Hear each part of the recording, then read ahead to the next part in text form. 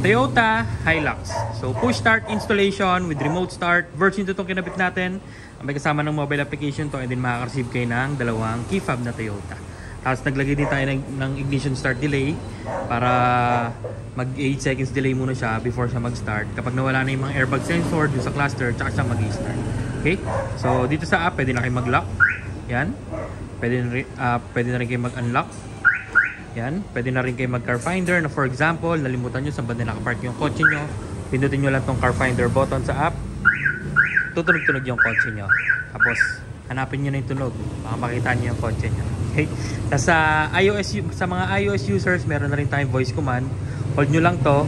Tapos magsalita kayo ng mga keyword na ibibigay namin sa inyo. Susundin nyo kayo. Sa Android, ongoing pa din yung update.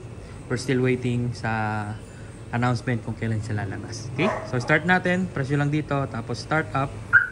After 8 seconds, tsaka siya mag-i-start. Kapag nawala na nga po yung mga airbag sensors, nag-check engine na yung kotse, tsaka siya mag-i-start.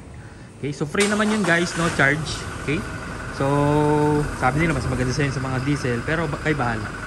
Alright? So free naman yun. Sabihan nyo lang kami kung gusto nyo. Tapos pag kami start na siya, ilaw na yung kotse rito sa app.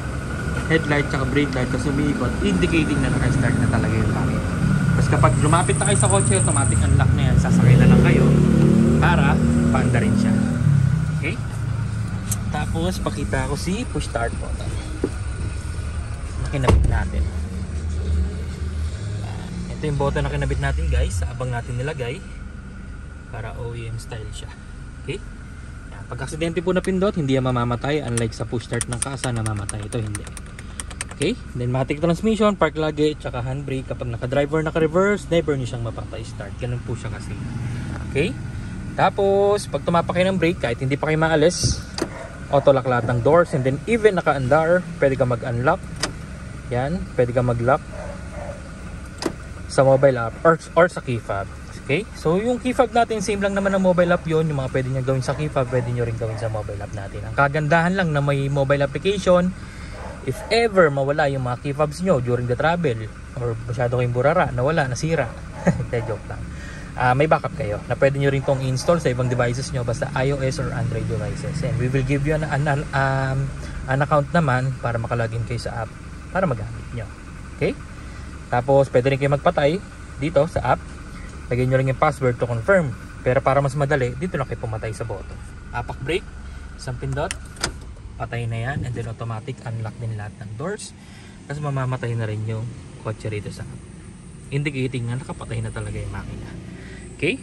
Without stepping sa brake, unang pindot, accessories, gagana na yung mga stereo, mga orasan, mga chargers. Pangalawang pindot, bubukas yung cluster. Pwede nyo lang itaas o ibaba yung bintana nyo nang hindi naka-start yung kotse.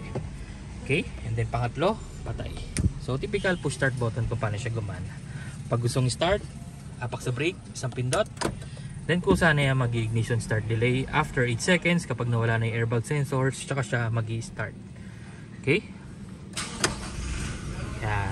Tapos ilaw na rin yung kotse rito, nag-sync na siya, indicating na naka-start na talaga yung makina. Alright, so yun lang naman guys. 2 years warranty to, guaranteed clean wirings, quality installation, and then free back to zero fumigation pa after the installation. So habang naka Burman's promo tayo guys, grab nyo na yung opportunity kasi napakalaki ng discount. Okay? Next year, back to normal price na naman tayo. Alright? So bilang pasasalamat po sa mga patuloy na sumusuporta sa amin, naka Burman's promo po tayo ngayon. Okay? So yun lang naman guys. Thank you. God bless you all. Bye bye.